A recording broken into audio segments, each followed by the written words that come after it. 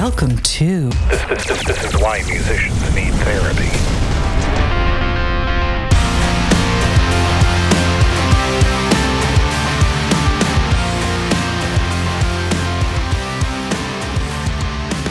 Hey everybody, and welcome back to This Is Why Musicians Need Therapy. I'm Rich Davidson, and I am extremely glad you're here.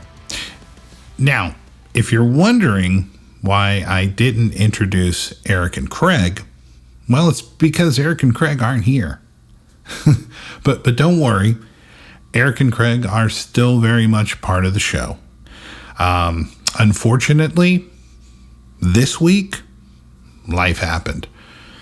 Between work, family, and trying to line up our busy schedules, we just couldn't get everybody together to record a full episode this week.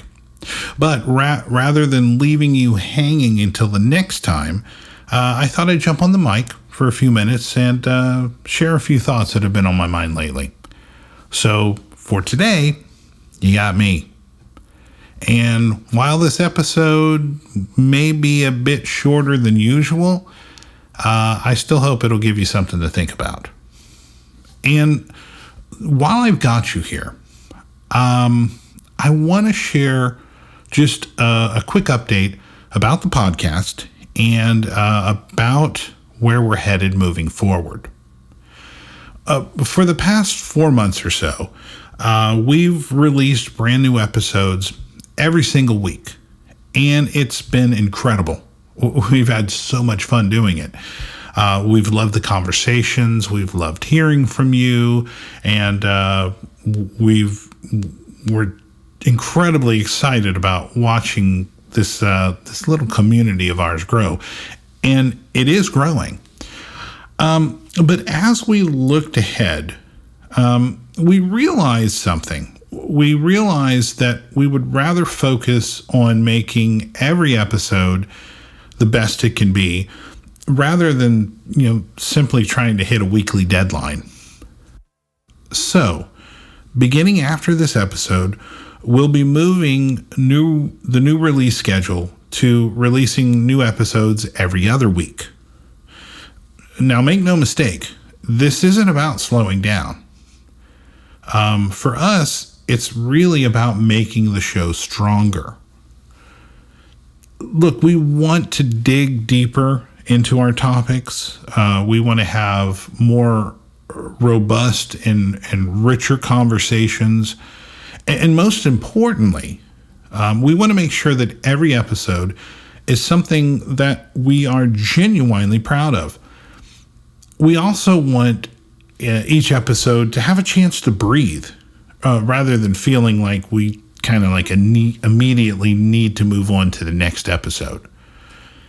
Now, the good news is we're definitely not going anywhere. You're not going to be seeing less of us. We're still going to be extremely active across our social media platforms, maybe even introducing some new platforms like TikTok. We'll see about that. But we're still going to be doing things like Music Appreciation Mondays, Pictures of the Week, podcast clips, and we've also got a few interesting and exciting features that we're looking forward to rolling out soon, and you'll see those down the line. But at the end of the day, we would much rather give you something that's worth waiting for, rather than putting something out just to check a box. And to everyone who's listened, watched, subscribed, shared an episode, or left us a comment, thank you. We appreciate every single one of you, and your support means more to us than we can express. And we are extremely excited about where this podcast is headed for the future. So, to sum it up, same show, same three guys, same honest conversations about music and mental well-being, just on a schedule that lets us make every episode the best it can possibly be, because after all, that's why we're here. And speaking of the show, I wanted to ask for a quick favor. If you've been enjoying what we're doing on the podcast, the best way that you can help us to grow is by following or subscribing to the podcast wherever you happen to be listening to it. It really does make a difference and helps more people discover the show. You know, if an episode makes you laugh, gets you to thinking, or maybe reminds you of someone who you think would enjoy it, we'd be grateful if you'd share it with them. Because after all, word of mouth is still the biggest ways podcasts find new listeners. And look, we'd love to hear from you as well. Leave us a comment. Tell us what you think about the episodes, suggest a topic that you'd like us to cover in the future, or just let us know where you're listening from.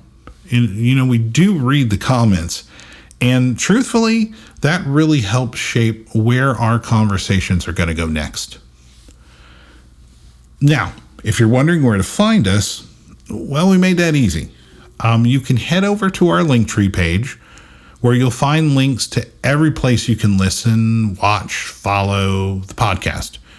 It also has links to our social media accounts. And so we will have a link in the comments to that Linktree page if you need help finding your way there.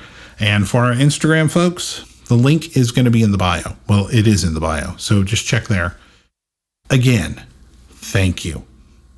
Thank you for spending time with us today. We genuinely appreciate every listen, every share, every comment, and every one of you who is helping build this community.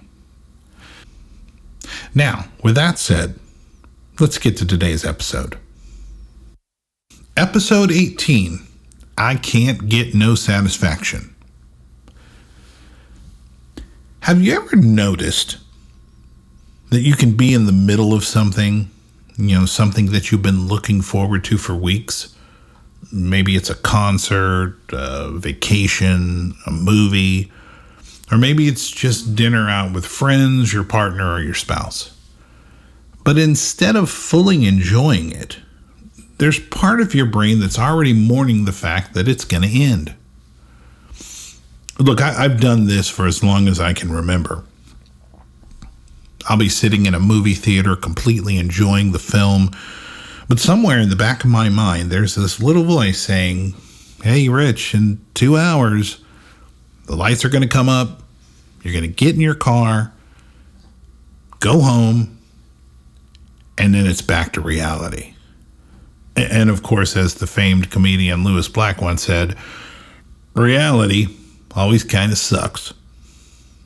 Or I can be at a concert and the band is on fire. The crowd is completely into it. The sound and lighting are completely on point. It's a euphoric experience. Everything that I could have hoped for.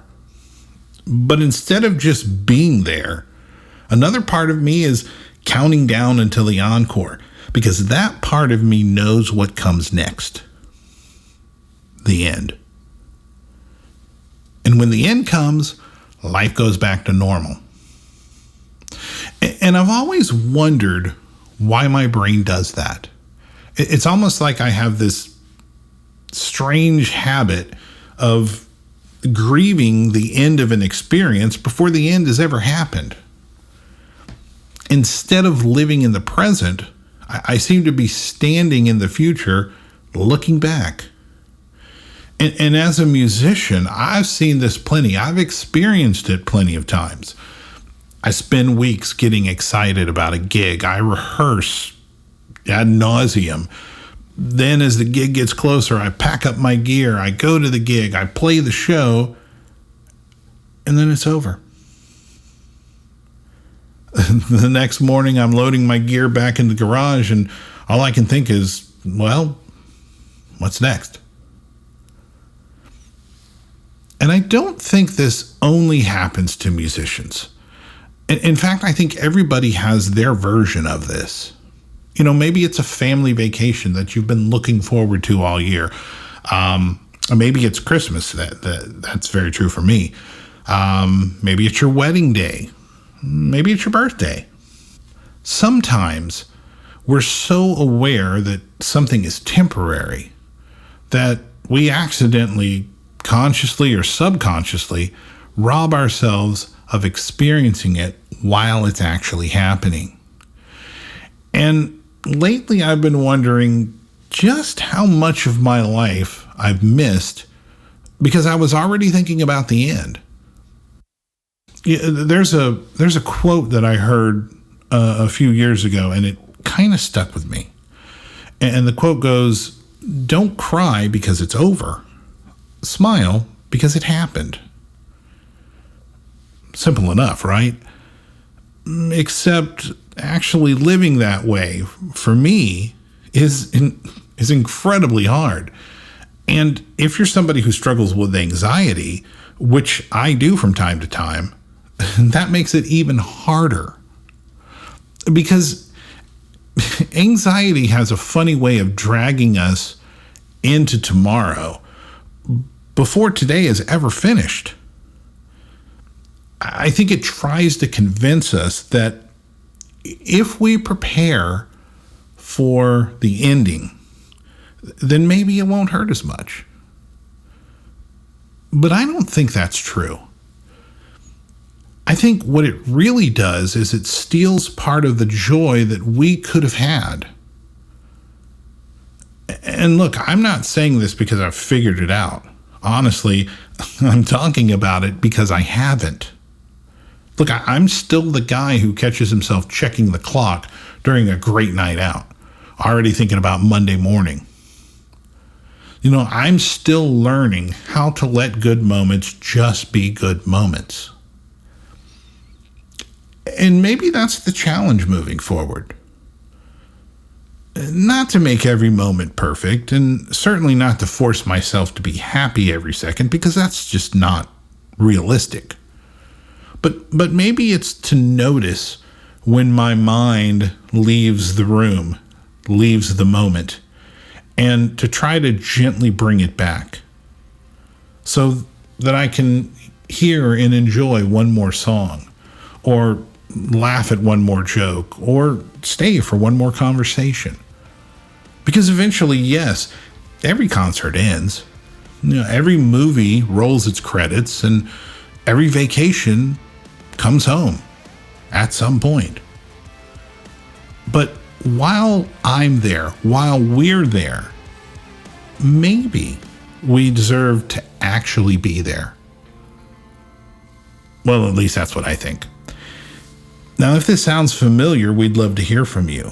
I mean, have you ever caught yourself thinking about the end of a great moment while you're still living it? If so, let us know in the comments or send us a message. So for now, take care of yourself and take care of each other. Catch you next time.